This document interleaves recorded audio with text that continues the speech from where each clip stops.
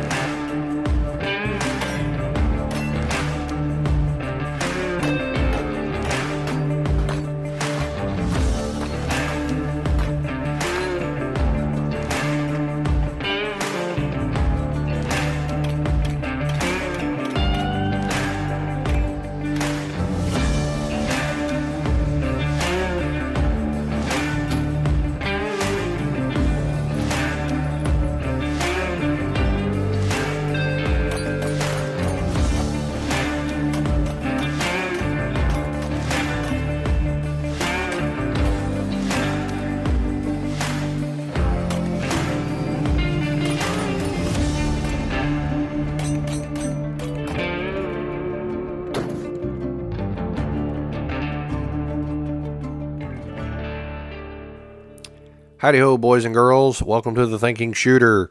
You'll have to forgive my sniffles and stuff. I got some allergies and whatnot going on. So, welcome to The Thinking Shooter. We're going to continue our situational awareness series that we're doing here. This is Situational Awareness, the first skill to the Thinking Shooter, part 2. And again, we'll have one more after this. If you have not watched the first situational awareness video, I recommend you watch that one before this one. And if the second video is out before or by the time you watch this, make sure you watch this one before watching the next one to help lay some groundwork here. So to continue laying some groundwork, I did some interviews on the topic of situational awareness because I wanted to make sure that I had a breadth of knowledge to pull from, not just my own. I talked to 6 different individuals, who I'm not going to name, that have varying backgrounds, whether it be medical, military, law enforcement, anything else that might require a certain level of situational awareness, right? And yeah, so I wanted to be able to offer that up, so you guys can get some information that is just, it's pretty universally understood. Because if you think about it, a lot of this stuff, it's kind of cut and dry on what exactly something is. And I found that when I was doing the interviews, a lot of their answers lined up with my answers that I personally believe and think, and also found that a lot of the answers were pretty much the same or very similar in some aspect or another. So before we get into that, I would like to give a big shout out to Mr. Anderson. Shout out to Joseph Anderson. Good guess, buddy. You were spot on. I was drinking rum and Coke in the last video. So good for you on that one. You would think my wife, who lives with me, would know what I was drinking, but she didn't. So yeah. Also, what do you guys think? What do you think? No hat, right?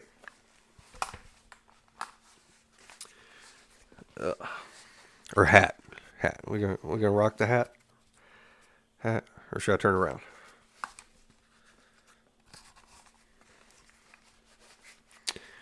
About that. Nah, I'm thinking my no hat tonight. I think we're gonna do no hat Sunday. So I'm gonna stick with that. Yeah. Oh, real quick. Tonight's What's in My Cup. It is pretty much, unless I state otherwise, it's going to be an adult beverage. But here's what I'm drinking. Kind of creamy looking. Yep. So let's get into this. Let me adjust my thing here.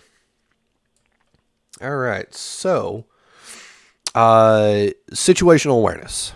The first skill to the Thinking Shooter, part 2, again.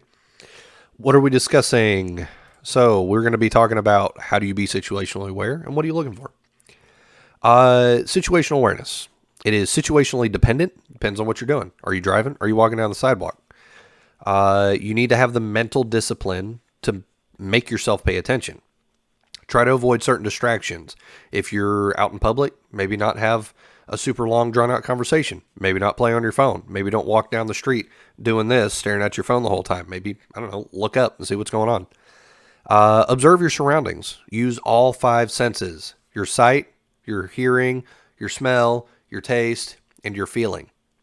Rely on everything. Y'all remember in kindergarten when they're talking about sight, sound, smell, hearing, and taste? Use all five senses.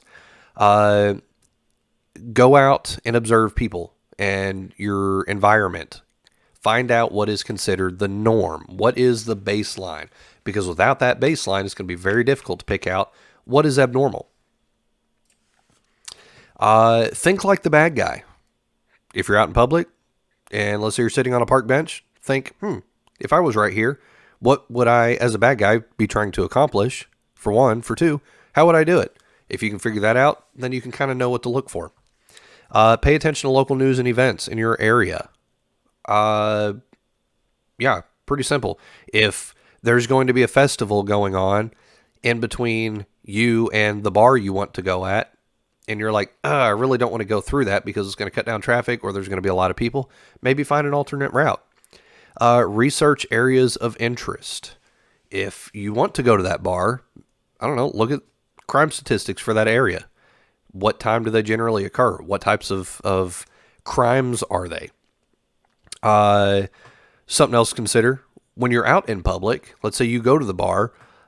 Think about the possible repercussions of your actions. Right? Let's say you see a damsel in distress, and you decide to be all Mr. Macho and step up and protect her from fella that's trying to belligerently hit on her. Maybe that's not the best course of action, or maybe it is. But think about how that could be perceived. Maybe that could be perceived badly, and it could end up not in your favor, or you end up in a fight, which later you end up in the hospital and you end up missing work or something. Or, you end up getting in a fight, knocking dude out, and now you're facing a lawsuit. Or maybe that was actually lady's boyfriend, and she didn't much care for you sticking your nose in her business. Watch, pay attention to things, think about how possible outcomes could happen and what those possible outcomes could be. Remember last video I was talking about heuristics. Don't see and then act. Observe, orient, decide, and act. Make sure you're using that OODA loop. That's where that comes in handy, right? Have a party buddy or party crew. This is something that was brought up to me by one of the individuals that I interviewed.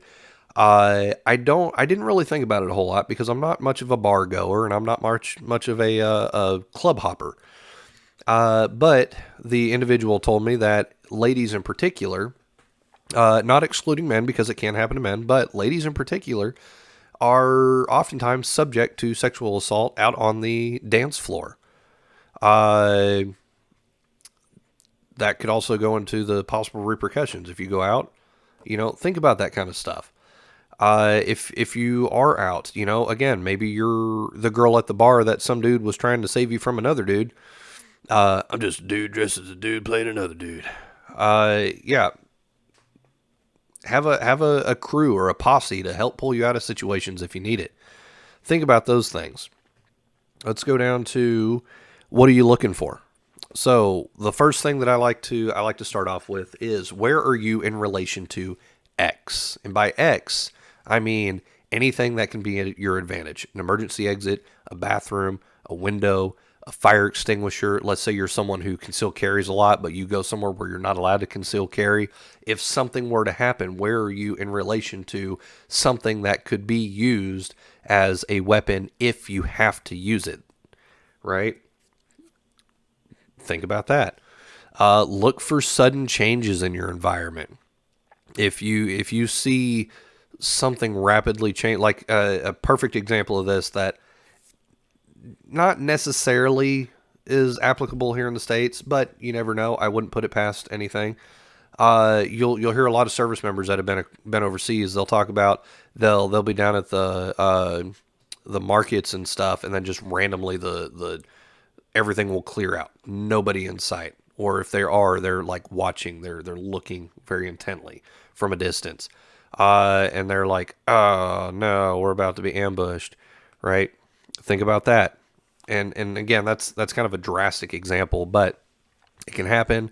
Or just pay attention to sudden changes, not just weather. Look for things that appear to be out of the ordinary or abnormal. This goes back to what I was talking about. You need to have a baseline of what is normal. You need to know your region. You need to know the culture, the climate. If, for example, let's say you're in South Texas and you know Cinco de Mayo goes on every year in May, and you're like, oh, there was this place that I wanted to go to, but I don't want to get caught up in all of that. Uh, Pay attention to the culture and understand what goes on in that area. Uh, Or you might see something that you think is out of the ordinary, but it's actually not, and vice versa. You might see something that you think, oh, that's totally normal, but it's not. Be familiar with things like that. You need to know what is normal before you can start picking out what is abnormal.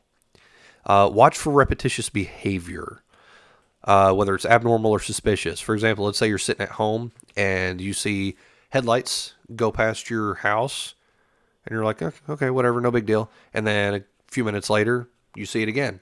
You're like, that's kind of weird. We don't really get a whole lot of traffic on our road, especially at this time of night. Whatever.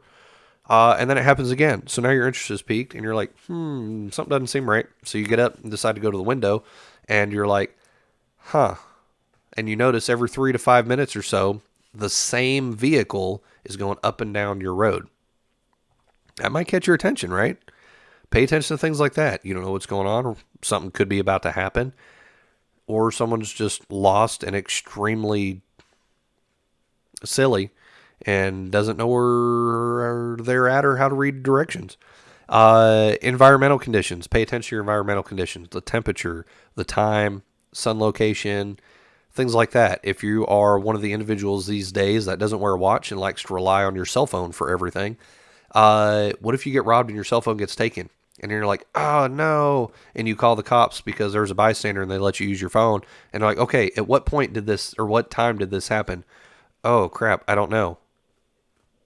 They had my phone. I don't know what time it is or what time that happened. Get good at guesstimating times.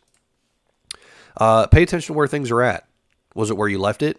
Did something move? Was something added? For example, you come home, unlock your door, go in the house, and you have a vase that normally sits in the middle of your table, and it's pushed off to the edge. And you're like, that's weird. And you notice that your back door is unlocked. That means potentially someone was or is in your house that shouldn't be. Uh, Potentially. I don't know. Let's say, for example, y'all remember the Boston Marathon bomber, right? Uh, Everyone was paying attention to the race, and he came up, set a backpack full of explosives down. No one caught it, and it went off. That's things to look for. Uh, Pay attention to the eyes. The eyes will tell you a lot about someone's uh, potential actions. More so, like the eyes will give you away because they tell what you're feeling, right? So if you can tell if someone's angry or sad or happy or whatever other emotion, you can tell by looking in someone's eyes. Uh, that try to make eye contact with people when you talk to them, because for one, it can either make their day and make them better, make them feel like, you know what, maybe there is a sense of purpose for me, or it can make them think, oh, you know what, maybe today's not the day I want to try this. Uh, but it can also help you pick up on how people are acting. If you look in someone's eyes and they seem angry and they're pacing and they're doing real abnormal weird stuff, you might want to keep an eye on them. Watch hands when you're out in public. What are the hands doing? Are they in their pocket? Are they out in public, or like out where you can see them? Are they fidgeting? Are they kind of like hiding? They're kind of being very jerky and abnormal with them. They're constantly touching things. Do they have something in their hands? If so, what is it? Does it seem appropriate for what they're doing? Right. If you see someone who's just walking around Walmart with a a knife in their hand, just walking around holding it, like nothing. And it's like, why do you have this knife in your hand while you're walking around Walmart. That's kind of weird. Pay attention to adult and children interactions. Uh, Children and adults normally will either be bickering or arguing, or they'll be getting along great, or they'll be loving and playing and stuff. Usually, it is, especially for younger kids, not necessarily older kids, because they're in that weird teenage stage where they don't know what they're thinking or what they're feeling. But younger kids, uh, they're kind of that you're generally not really going to see them act standoffish towards a parent or a guardian or someone that they know. Uh, Usually, again, don't go from O to A. Observe, think about what's going on. If you see something that seems kind of weird, like some dude in a jacket with his hood pulled up, he's got sunglasses on, he's acting kind of fidgety, and he's got like baby formula and a couple of gas tanks in his buggy, and he's just kind of being kind of weird. Maybe watch. It could be just a stressed out dad who's worried about losing his job, needs to go pick his kid up, or it could be someone maybe trying to traffic children. That's something that you really do need to think about, especially as a parent.